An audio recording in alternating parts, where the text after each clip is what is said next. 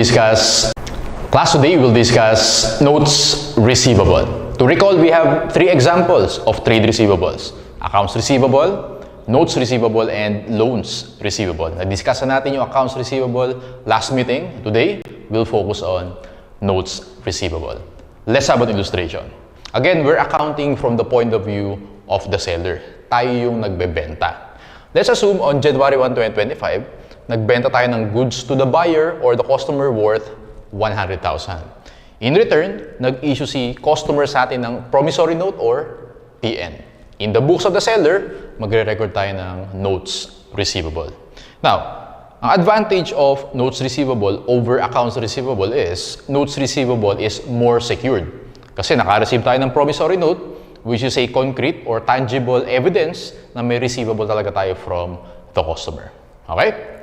Sir, how do we measure notes receivable? For the measurement, we will follow PFRS 9. And to recall, we have two measurements: initial measurement and subsequent measurement. When you say initial measurement, it means yun yung first time na magja-journal entry tayo. Sa illustration natin class, nag-issue si customer ng promissory note on January 1, 2025. Diyan yung initial measurement natin.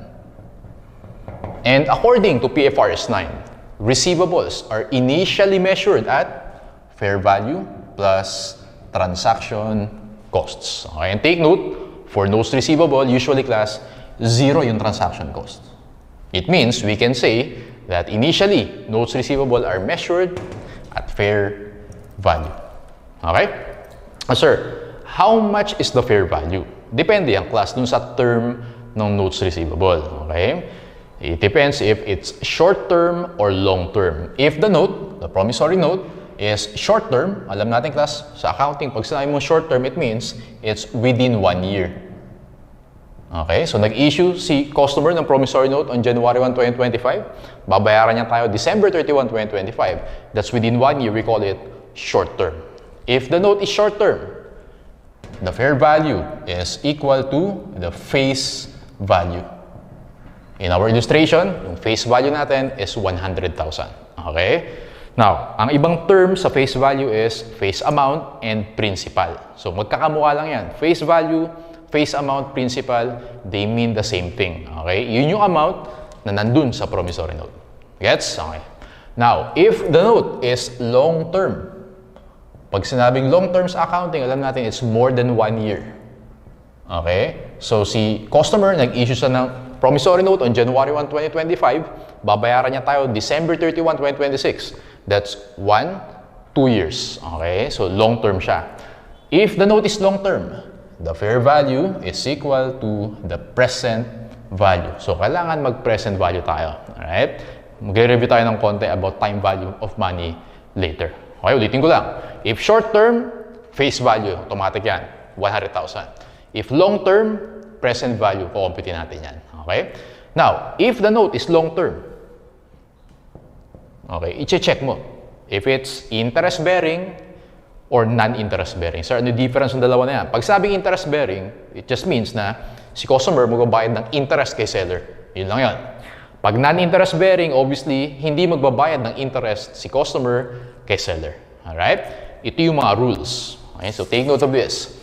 If the note is long-term and interest-bearing, okay, the present value is equal to the face value.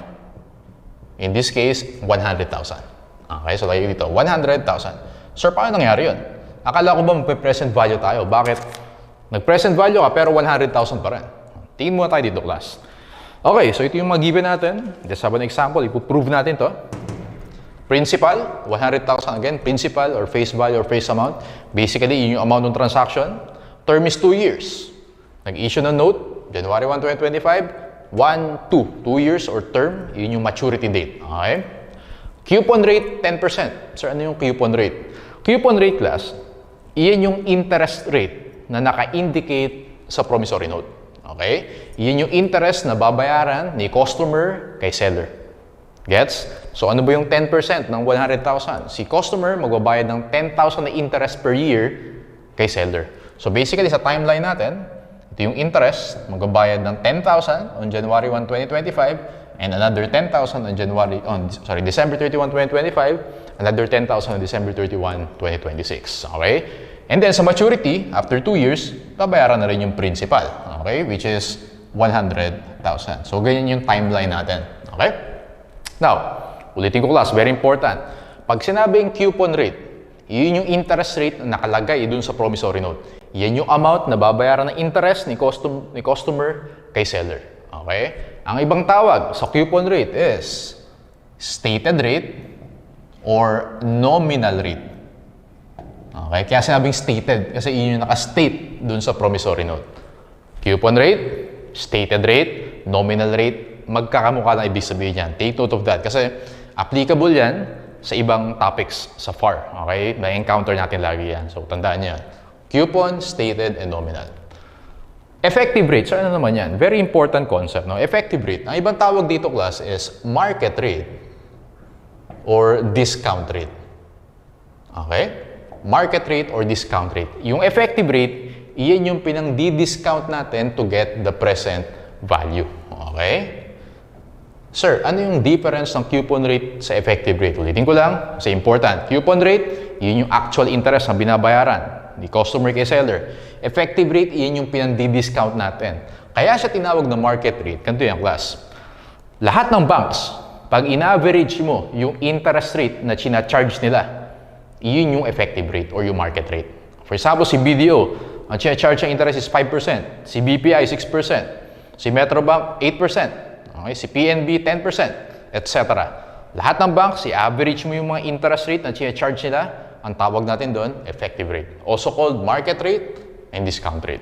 Yung effective rate, iyan yung pinang-present value natin. Okay? Take note of that. Now, balik tayo dito class sa timeline natin. Again, after 1 year, magbabayad ng 10,000. And then, after 2 years, magbabayad ng 110,000. Ipe-present value natin yan. Okay? Dito sa January 1, 2025. Sabi ko kanina, kapag interest-bearing, dito sa illustration natin, interest-bearing, may coupon rate. Okay? Sabi ko dyan, present value is equal to face value. Paano yun? So, pag present value mo yung 10,000 na yung class, kung maalala nyo yung time value of money natin, present value is equal to yung cash flows na 10,000, i-divide natin yan by 1 plus 10% raised to 1. Raised to 1 kasi 1 year from now, yung 10% na yung class, iyan yung effective rate ha, hindi iyan yung coupon rate. Okay? Yung coupon rate, iyan yung 10,000. Yung pang-discount mo, effective rate yun. Raised to 1 kasi 1 year from now. Plus, 110,000 over 1 plus 10% raised to 2 kasi 2 years from now yan. Okay? And actually, pag sinolve mo yung class, 100,000 na makukuha mo dyan. Kaya siya at face value. Okay? Pero sa regular calculator natin kasi, wala tayong exponent. Okay? So, ang gagawin natin dyan class, may way pa rin yan para makompute yung present value. Turuan ko kayo. Since wala tayong exponent, i-follow natin yung 3 steps. Gagamit tayo ng present value factor or PVF. Alright? Present value factor. Ang good thing about present value factors, usually given yan sa FAR. Hindi mo na kailangan computein yan. Pero tuturo ko pa rin sa inyo para alam nyo kung saan nakuha yan. Gets? Okay. 3 steps. Sundan mo to ha. So, get your calculator. 10% yung effective rate natin. Step 1, lagay mo dyan sa calculator mo 1.1. Lagay mo na 1.1. Okay? Sir, ano yung 1? Ito yun. Yung nasa denominator. Itong 1 na yan. Sir, ano yung 0.1? Yun yung 10%. Okay? So, pag yung effective rate mo is 12%, 1.12 yan. Pag effective rate mo is 15%, 1.15 yan. Okay? It's just that, sa illustration natin, magkamukha yung coupon and effective rate. Okay? So, yung step 1 natin, 1.1. And then, i-press mo yung equals. Press mo yung divide muna. Divide. Ayan, step 2. So, 1.1 and then divide. Isang beses lang, isang divide lang. Step 3, press mo yung equals. Equals, na-compute nyo yung 0.909. Okay, yun yung present value factor ng year 1. Okay, 0.909. I-round off na lang natin sa 3 decimal places. Isa pang equals, 0.826. Nakuha nyo yan? Okay, yun yung present value factor ng year 2. Kasi dalawang beses ka nag-equals, yun yung second year. Okay? So, ulitin natin ha. 1.1 divide equals 0.909. Isa pang equals 0.826. Okay, ang gagawin mo dyan, multiply mo yung cash flows dun sa present value factor. 10,000 times 0.909 you will get 9090.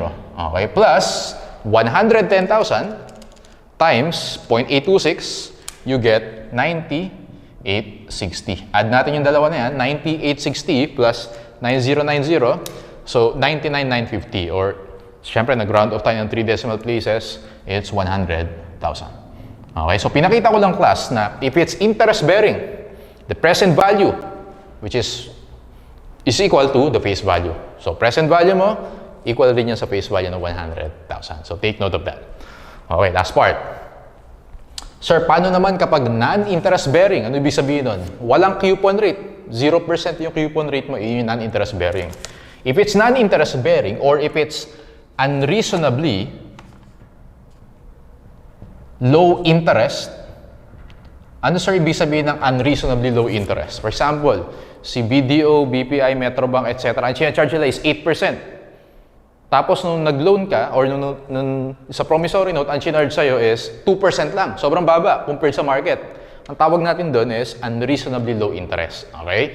So if it's non-interest bearing, pag walang coupon rate or unreasonably low interest, the present value is equal to the discounted value. Okay? So ano ibig sabihin yan? O, pakita ko yan. Dito naman tayo maglagay ng illustration. Okay? Ito yung timeline natin. January 1, 2025, December 31, 2025, and 2026. Ito yung interest and principal. Since this is non-interest bearing, wala kang interest. Gets? Unlike dito, meron. Principal, babayaran natin yan ng 100,000. Okay, present value natin yan. Obviously, walang present value yung 0. So, ang kailangan mo lang yung present value yung 100,000. Present value is equal to 100,000 over 1 plus 10% raised to 2. So, how much yan? Alam natin class, 0.826 yung PV factor na yan. Tama ba? So, 100,000 times 0.826. Na-compute na natin kanina yan. Yung second year na present value factor. Okay? Makukuha mo dyan class is 82,600. 82,600. Round off na natin. Okay. Notes receivable natin, if non-interest bearing is equal to the discounted value. How much yung discounted value? 82,600. Mas mababa than 100,000. Kaya discount. Okay? Ulitin ko. Pag interest bearing, face value. Pag non-interest bearing, discounted value. Alright? Sir, ano yung journal entries natin dyan? Balik muna tayo dun sa interest bearing. Dito kasi mas madali. Nung nagbenta tayo kay customer, ang entry natin, debit notes receivable, credit sales. At face value, 100,000. Simple. Walang problema dyan. Pag non-interest bearing, ganito yung journal entries mo dyan, class. Tingnan mo ito ha. Ito yung journal entry mo dyan. Debit notes receivable, 100,000, still 100,000. Okay, gross amount lagi yan pag notes receivable. Credit unearned interest income. Ayun. Sir, ano yung unearned interest income? 100,000 minus 82,600. You get 17,400.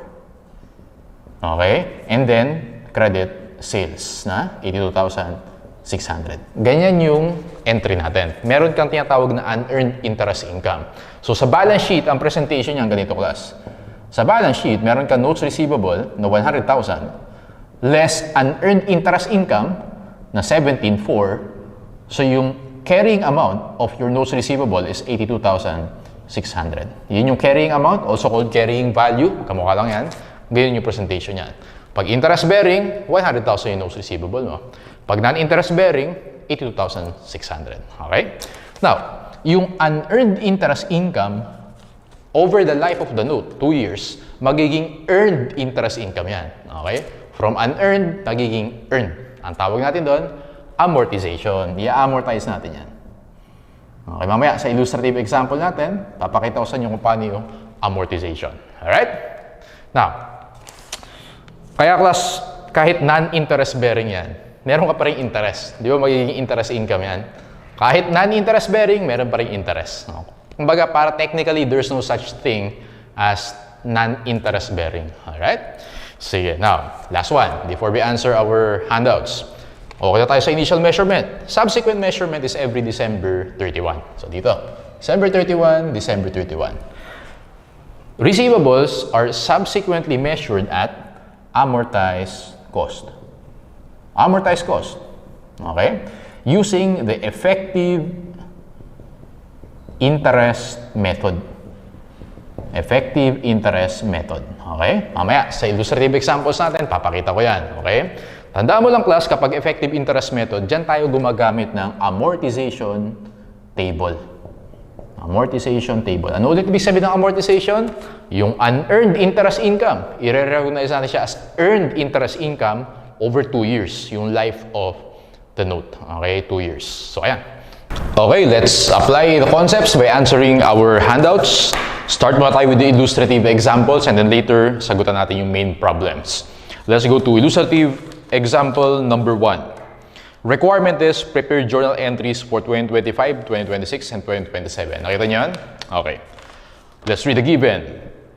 Number 1, Pinnacle Company sold to another entity a tract of land costing 5 million for 7 million on January 1, 2025. The buyer paid 1 million down payment and signed a 2-year promissory note for the remainder of the purchase price plus 12% interest payable annually every December 31. The note matures on January 1, 2027. So, ganito ang class nangyari sa illustrative example 1. So, basically, nagbenta ng land, selling price is 7 million. Okay? And then, 1 million down payment. Ibig sabihin, nagbayad ng cash for 1 million. Therefore, yung 6 million na balance is the notes receivable. Okay? Evidenced by the promissory note. Now, if gagawa tayo ng timeline, and very helpful kapag gagawa ka ng timeline whenever you're answering notes receivable, this is January 1, 2025, December 31, 2025, and December 31, 2026. Okay. Now, babayad ng interest and principal. Take note, nakalagay 12% interest. So, this is an example of interest-bearing notes receivable. Okay? And we know, pag interest-bearing, the present value is equal to the face value. So, ganito mangyayari dyan. Interest and principal. So, 6 million yung notes receivable, multiply natin by the 12%. The 12%, yun yung coupon rate. Okay? Again, pag coupon rate, yan yung interest na babayaran. Alright? Now, if the problem is silent, assume that the coupon rate is equal to the effective rate. Okay? There are instances na hindi sila equal. Okay? Pwedeng magkaiba yan. Pero i-discuss natin yan sa ibang topics. For notes receivable, ang assumption is coupon rate is equal to the effective rate. Sige, let's compute the interest. 6 million times 12%, you get 720,000. So, magbabayad ng 720,000 December 31, 2025, another 720,000 December 31, 2026. And sa maturity, babayaran yung 6 million na principal. Okay? So, ganyan mangyayari yung class. Now, let's take a look at the journal entries. Let's prepare the journal entries. January 1, 2025, upon sale of the land, okay, debit cash, which is 1 million. Debit notes receivable. So again, if interest bearing, yung notes receivable mo is equal to the face value. What is the face value? 6 million. Debit notes receivable, 6 million. Credit land, the cost of the land is, according to the first sentence, is 5 million. So debit natin is 7 million, credit is 5. Therefore, may natang gain on sale of land for 2 million. This is your journal entry on January 1, 2025. So take note, ni-report natin yung notes receivable at face value, 6 million. Because this is interest-bearing. Later sa number 2, non-interest-bearing naman para ma-compare natin yung dalawa. Okay? Now, let's go to December 31, 2025. Nakaka-receive tayo ng interest, 720,000, debit cash. Credit interest income, 720,000. Now, if ang bayaran ng interest is every January 1, interest receivable yan. Okay, kasi next day mo pa makukuha. Right? If every December 31, cash. If January 1, interest receivable, interest income. Got it? Okay. Now, let's journalize December 31, 2026. Isa pang interest income, debit cash, credit interest income, 720,000. Again, if January 1, debit interest receivable, credit interest income. Now, according to the last sentence, the note matures on January 1, 2027. So, next day, January 1, 2027, marireceive na natin yung principal, which is 6 million. Debit cash, credit, notes receivable, 6 million. Okay, these are your journal entries. Very straightforward for illustrative example number 1. Walang complication if interest-bearing. Walang complication yan. Sige, so i-compare natin class para makita natin yung differences between interest-bearing and non-interest-bearing. Let's go to number 2. Prepare the journal entries for the current year. Okay, Pinnacle Company manufactures and sells electrical generators. On January 1, the entity sold an electrical generator costing 700,000 for 1 million. So, binenta for 1 million. Okay? The buyer paid 100,000 down, this is the down payment, and signed in a 100,000 non-interest bearing note payable in 3 equal installments. So, ganito nangyari, class. The selling price for number 2 is 1 million. And then, meron daw 100,000 na down payment. And then, ibig sabihin, yung 900,000, ito class yung notes receivable natin. Right? And then, it's payable in 3 equal installments. Divide by 3. Ibig sabihin, 300,000 per year for the next 3 years. Okay? So, gagawa tayo ng timeline. Ganito mangyayari dyan. Today is January 1, 2025, December 31, 2025, December 31, 2026, and then December 31, 2027. Now, ang babayaran lang is the principal. Walang interest kasi nakalagay dyan, non-interest bearing. Okay? Wala kang ganyan. Walang interest. Okay? So, principal lang. 300,000 every year. Okay? Now, according to the third paragraph, the prevailing interest rate for a type of this note is 12%. Yun yung effective rate. Okay? Yung pandi-discount natin. Because we know, kapag non-interest bearing, kailangan ma-compute natin yung discounted amount. The present value of an ordinary annuity of 1 for 3 periods is 2.4018. Okay, now, mamaya babalikan natin yung sentence na yan. Pero, i-present value muna natin yan. Katulad nung ginawa natin dito. Right? The present value natin yan. The present value is equal to 300,000 over 1 plus, ilang percent yung discount rate dito? 12%. Okay, 1 plus 12% raised to 1 plus 300,000 over 1 plus 12% raised to 2 plus 300,000 over 1 plus 12% raised to 3. Okay. So yung class, compute natin yung PV factor, yung katulad nung tinurusan nyo kanina, for each of this. Okay, dumuha tayo sa first one. 1.12, lagay nyo sa calculator nyo. 1.12 divide and then equals, nakuha mo ba yung 0.893? So round up na natin. Times 0.893. Okay, and then yung second, isa pang equals 0.797. Multiply natin. 0.797. And then isa pang equals, yung sa third, okay, 0.712. Okay, 0.712. Ayan. Kung multiply natin isa-isa class, 300,000 times 0.893, 267,900. 300,000 times 0.797, 239,100. And then 300,000 times 0.712, 213,600. Ayan. So add natin yan, yung tatlong amounts na yan, we get the present value. 267,900 plus 239,100 plus 213,600, you get 720,600. Okay? This is the present value. Ginawa ko lang, 300,000, minultiply natin sa PV factor nila. Okay? So make sure, maalala nyo yung 3 steps natin in computing the present value factor. Now, may isa pang shortcut dyan. Gagamitin mo yung given sa problem na 2.4018. Sir, paano na-compute yung 2.4018? Add mo lang yung tatlo na yung class. 0.893 plus 0.797 plus 0.712. Add natin sila. 0.893 plus 0.797 plus 0.712, 2.402. Got it?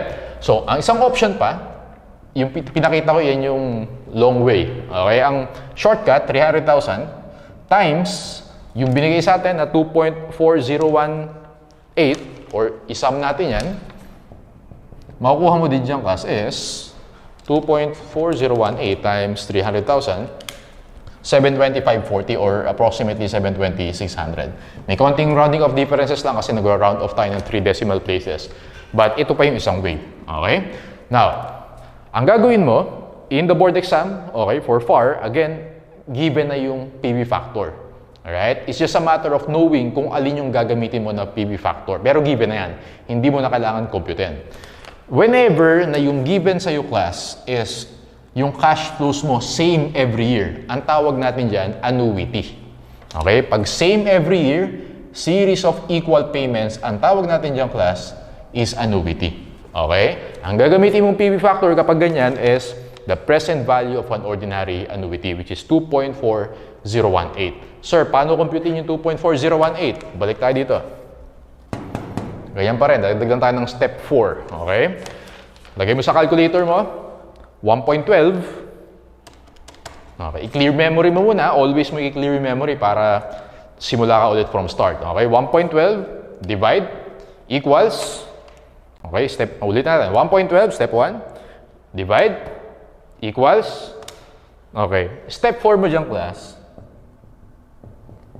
mag-M plus ka dyan. Pipindutin mo yung M plus. Alright? Ilang beses? 3 times kasi 3 beses yung babayad. Okay? Ulitin natin. 1.12 divide equals M plus equals ulit M plus equals ulit M plus. Nakatatlo na tayo. And then, pindutin mo yung MR or memory recall. Okay? Pindutin mo yung MR. Ayun, 2.4018. Nakuha mo yun. So, basically, ang ginawa natin, kinuha natin yung PV factor per period and then inad natin sila. Ang tawag natin doon, present value of an ordinary annuity. Kailan mo gagawin yan? Kapag series of equal, dapat equal equal payments, present value of ordinary annuity yan. Again, ang maganda sa FAR, given na yan. Pinakita ko lang sa inyo kung paano siya kinumpute. Gets? Okay. Sige, now, ito na yung present value natin. Right? Lagyan natin ng journal entry. January 1, 2025, debit cash. Na-receive natin ang down payment is 100,000. Debit notes receivable. Tandaan mo, class, pag notes receivable, laging gross amount yan. Okay? 900,000. And then credit UII, unearned interest income, is the difference between the gross amount and the present value. So, 900,000 minus 720,600, 179,400. Okay, this is our UII. 179,400. And then, credit sales natin, which is 720,600. Yan yung complete journal entry on January 1, 2025. Alright? Sige. Now, ang presentation sa balance sheet, notes receivable 900,000 less UII, you have the carrying amount 720,600. Parang kanina pinakita ko dito. Ito yung presentation sa balance sheet niyan. Okay? Now, class, if non-interest bearing and every time na magpe-present value tayo, kailangan natin gumamit ng amortization table. Okay? Ang tawag natin dyan is the effective interest method. Every December 31, kailangan mag-amortize tayo. Kaya sa subsequent measurement class, receivables are measured at amortized cost. Ulitin ko, subsequently, kasi tapos na tayo sa January 1. Sa December 31, subsequently, notes receivable are measured at amortized cost using the effective interest method. Gagamit tayo ng amortization table. Okay? So, dito tayo gumawa ng amortization table and then dito natin lagay yung journal entries. For illustrative example number 2, medyo matagal yung discussion ko because first time natin mag-amortize. Pero sa succeeding topics, mabilis na. Okay? So, ganito class ang amortization table. Start ka muna with date. Okay? And then, received. Okay, date, received, interest income, amortization, and carrying amount. Ayan. So, tandaan mo yan. Meron ka laging 5 columns sa amortization. Lagi mong gagamitin yan. Maraming topics ang ginagamitan ng amortization table. You have to know this by heart. Okay? Dapat alam mo yan. Doon tayo sa date. January 1, 2025, December 31, 2025, December 31, 2026, and December 31, 2027. Kasi 3 years yung note. Okay? 1, 2, 3. Kapag receive, iyan yung fixed amount. Tandaan mo yan ha, fixed amount yan. Fixed amount. How much yung marireceive natin every period? 300,000. So, lagay mo na agad dyan. 300,000, December 31, 2025, 300,000, 2026, and 300,000, 2027. Pag receive, iyan yung actual na marireceive natin, which is 300,000. Now, on January 1, lagay mo muna yung carrying amount dyan, which na-compute na natin earlier, yung 720,600. Lagay natin dito. I-amortize natin yan. Okay? Kaya tinawag na amortization table. O kaya tayo sa receive. Laging fixed amount yan. Doon tayo sa interest income. Ito class, very important. No? Listen carefully. Interest income is computed as carrying amount times the effective rate or the discount rate. Ulitin ko. Interest income is computed as carrying amount times the effective rate. Ano yung effective rate natin? In this problem, it's 12%. Okay? So 12% lagi yung interest income natin. So lagay ko dito 12%. 720,600. Lagay mo sa calculator mo 720,600 times 12%.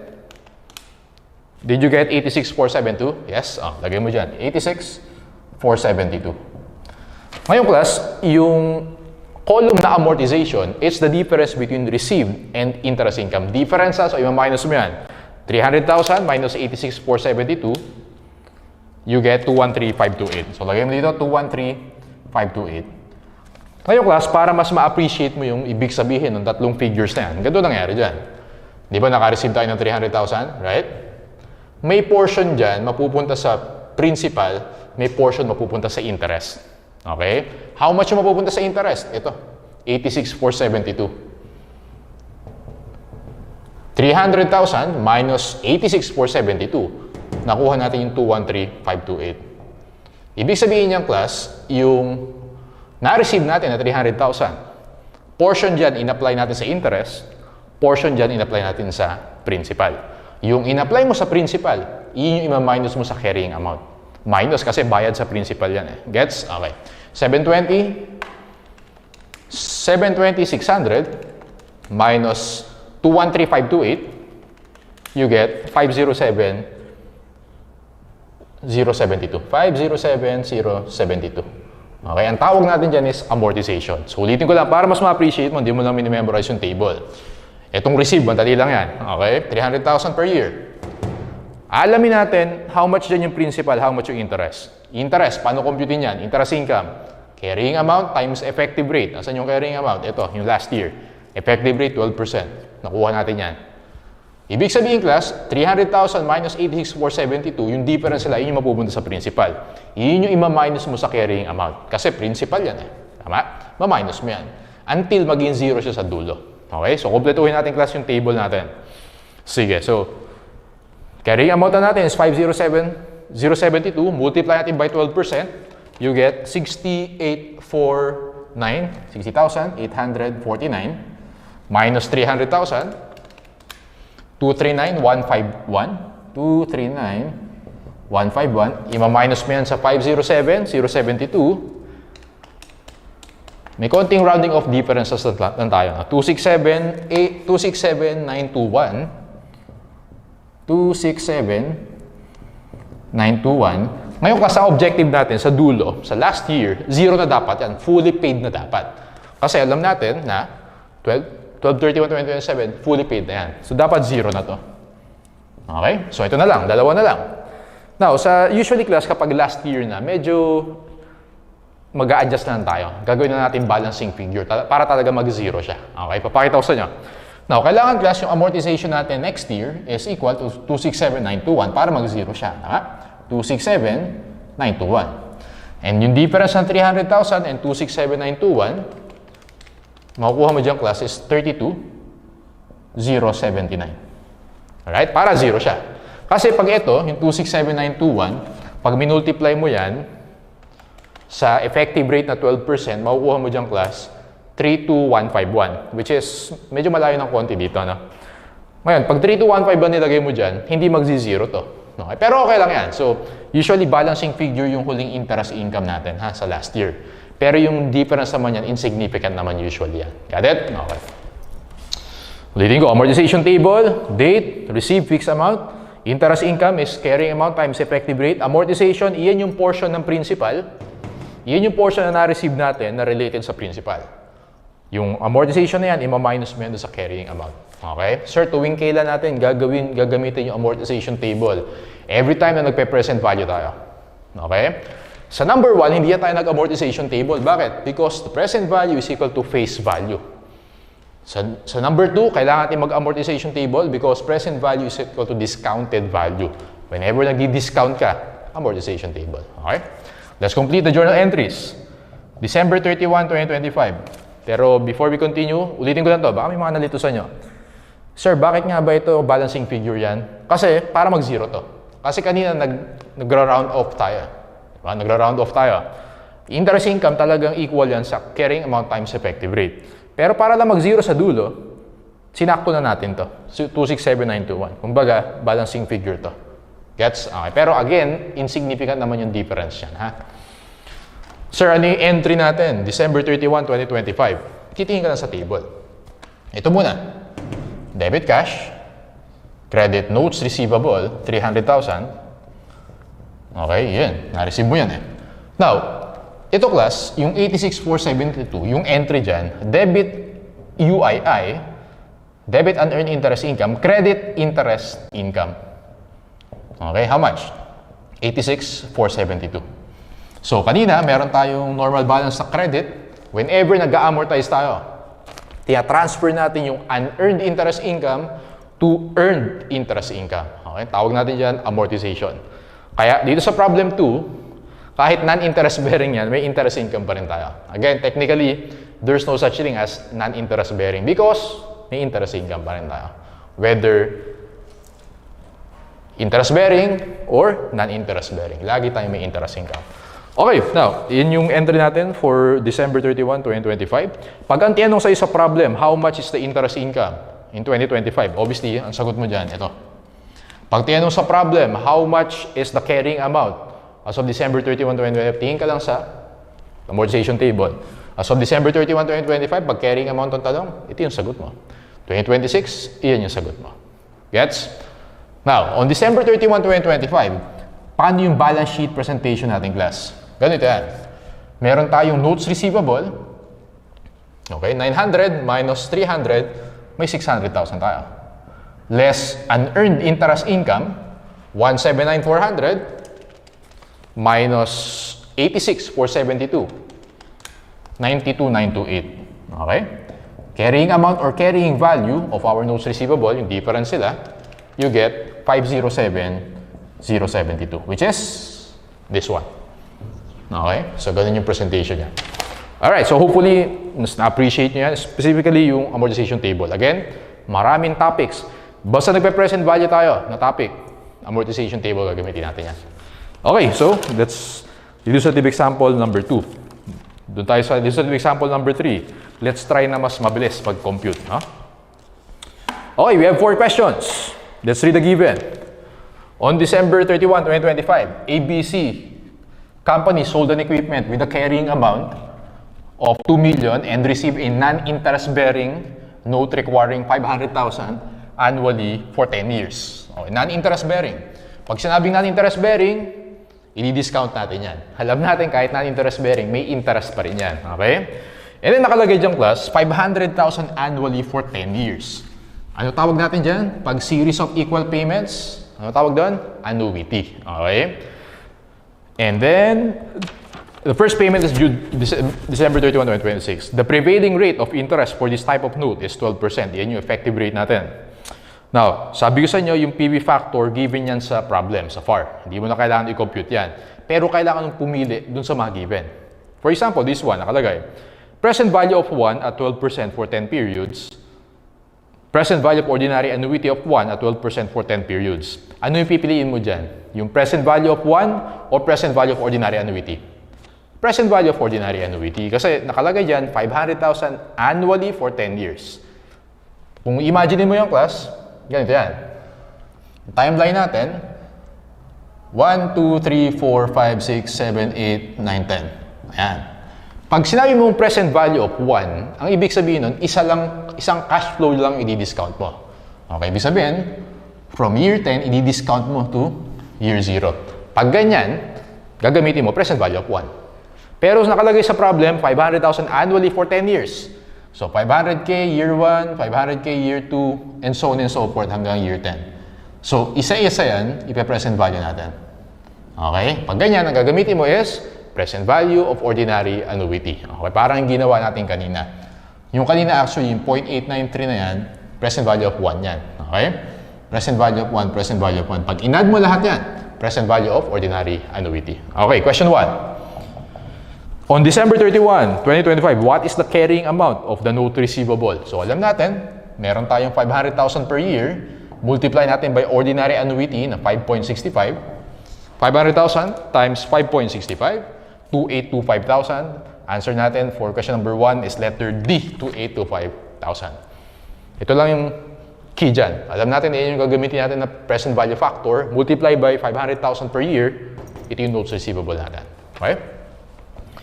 Question number 2, what is the gain on sale of equipment? Pag ganyan, mag-journal entry na tayo. Okay, debit notes receivable, laging at gross amount yan, 500,000 per year for 10 years, so 5 million yung notes receivable natin.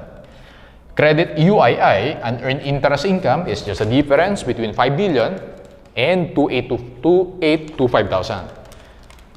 2,175,000. Okay?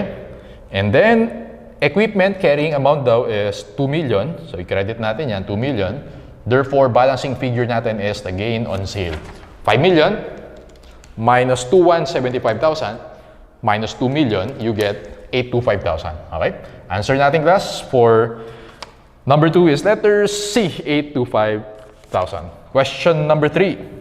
What amount of interest income should be recognized for 2026? Pag interest income, ano sabi ko? How do you compute for interest income? Carrying amount times effective rate. Lagi mo tatandaan yan. Pag interest income, is carrying amount times effective rate. What is the carrying amount? Na-solve na natin yan from question number 1, 2,825,000. What is the effective rate? Nakalagay dyan, 12%. Multiply mo lang yan, 2,825,000 times 12%. Answer is 339,000. Boy.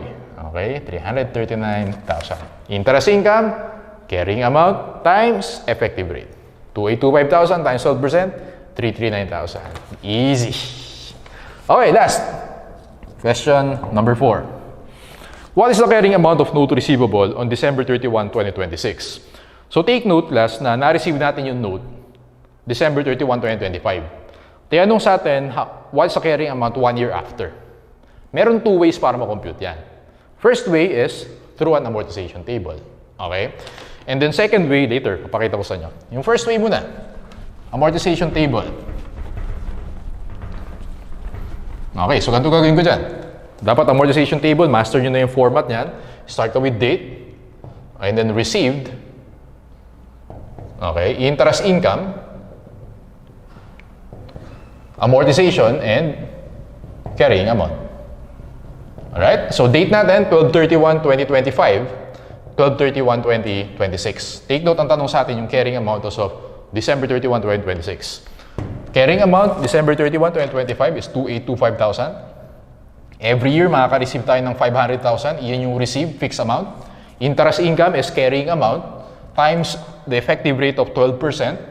Na-compute natin actually yan from question number 3, 339,000. Alright? Amortization, iyan yung difference na na-receive natin, and the interest, basically, iyan yung part ng principal. Okay? 500,000 minus 339,000, 161,000. Since bawas yan sa principal, yung 161,000, i-minus mo dito yan sa 2,825,000. Laging minus, ha? Minus 2,825,000, 2,664,000. Answer natin, class, for question number 4 is dog, 2,664,000. Got it? Okay. May isa pang way. Sir, ano pa yung alternative way para ma-compute namin yan? Ang alternative way is to get the present value. Okay? Now, remember, class, na yung original term natin is 10 years. Tama ba? Ngayon, nakalipas na yung 1 year kasi ang tanong sa'yo is 12/31/2026. Nakalipas na yung 1 year, so yung remaining term sa atin is 9 years. Tama? And yung effective rate natin is 12%. Ang gagawin ko, ipe-present value ko lang, kukunin ko yung PV factor for 9 years. So, sabayan nyo, class.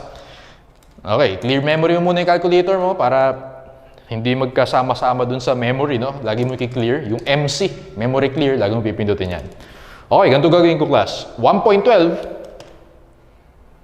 divide equals, and then 9 times ako mag-M plus. Okay, ulitin ko. 1.12 divide equals M plus equals M plus 3, 4, 5, 6, 7, 8, 9. Recall memory, 5.328. Okay, 5.3282.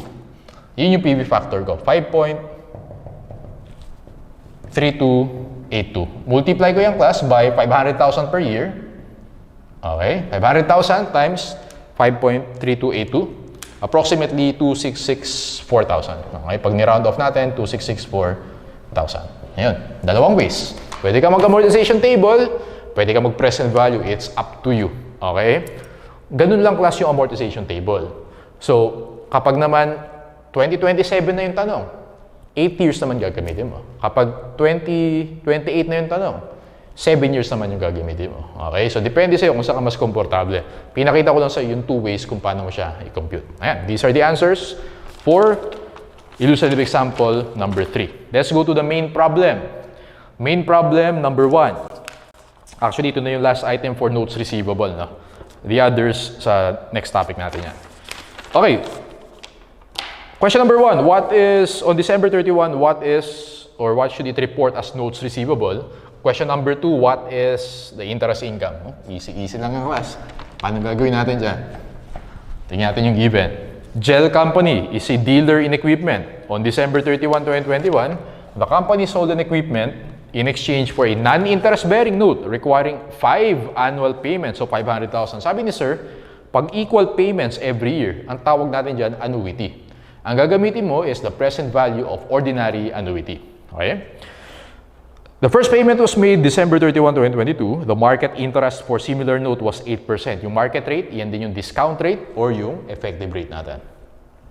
The relevant PV factors are, meron tayong PV of 1, 0.68, and meron tayong PV of ordinary annuity, 3.99. Ano gagamitin natin? 3.99.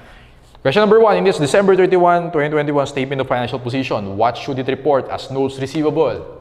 Sabi ni sir, gamitin lang natin yung 500,000 na payment per year, and then alam natin yung gagamitin natin na PV factor, 3.99. Let's just multiply the two.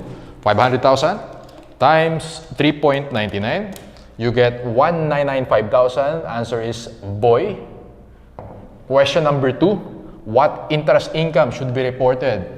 Again, interest income. Inuulit-ulit ko yung pag-compute ng interest income kasi marami nagkakamali dyan. Interest income class is carrying amount